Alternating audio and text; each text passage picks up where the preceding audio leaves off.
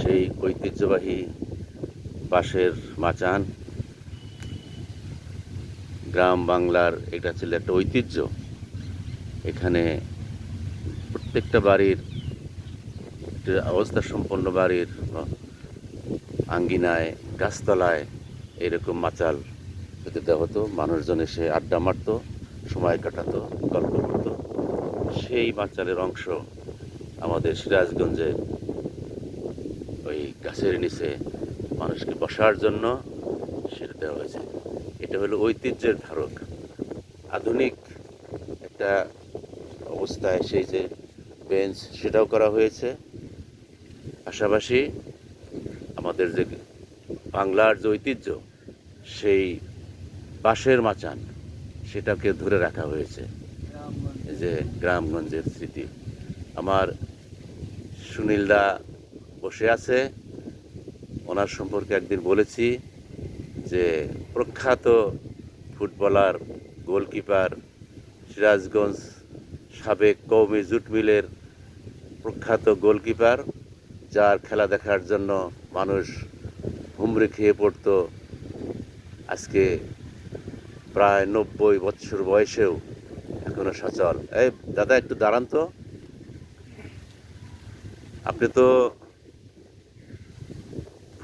Goalkeeper হিসেবে খেলেছেন, আপনি জাতীয় দলেও খেলেছেন। হ্যাঁ, জাতীয় দলেও আপনি বিখ্যাত কার কার সাথে খেলেছেন?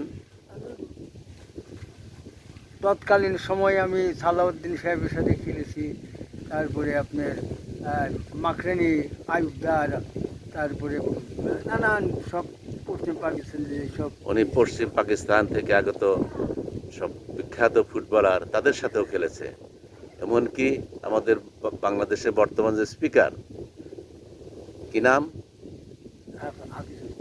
মেজর হাফিজুর রহমান, হাফিজউদ্দিন এক সময় ভালো ফুটবল খেলতেন। সেই হাফিজউদ্দিনের সাথেও আমার দাদা সুনীল কুমার দে ফুটবল খেলেছেন। সেই বিখ্যাত ফুটবলার, উনি এখনো 90 বছর বয়সেও প্রতিদিন সকালে মর্নিং ওয়াক করতে আসে। এখনো অন্তত 2-4 কিলোমিটার প্রতিদিন সকালে প্রাতঃভ্রমণ করেন এবং শারীরিক কসরত এখনও অব্যাহত রেখেছেন। যেই কারণে এখনও সুস্থ সবল দেহেই, যদিও আগের মতো সেই বাঘা স্বাস্থ্য আর নেই, কিন্তু তারপরেও উনি অত্যন্ত আদর্শবাদী একজন মানুষ।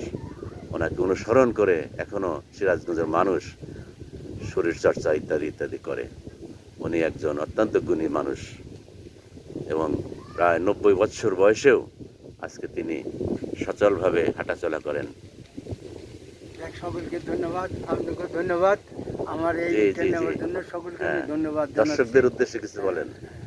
আমি এখনো সচল আছি, আপনারা এইভাবে থাকবেন, নিয়ম পালন করবেন, সুস্থ থাকবেন, ভালো থাকবেন, এই আমার কামনা। সকলকেই আমি আমার শুভেচ্ছা। হ্যাঁ, আপনাকেও শুভেচ্ছা আমাদের পক্ষ থেকে।